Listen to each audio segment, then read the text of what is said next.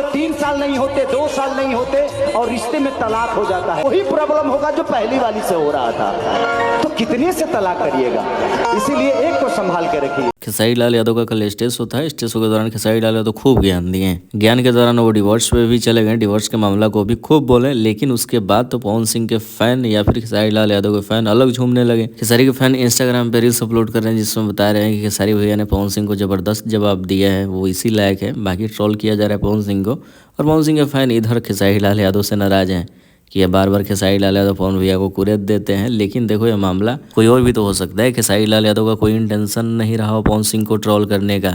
बाकी ज्ञान की बात तो कल स्टेज शो में कितना हुआ सबको पता होगा।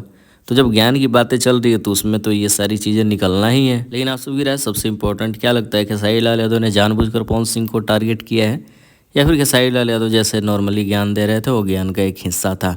अपनी बातों को जरूर लिखें, जितना हो सके इस वीडियो को शेयर करें। मिलते हैं नए वीडियो के साथ।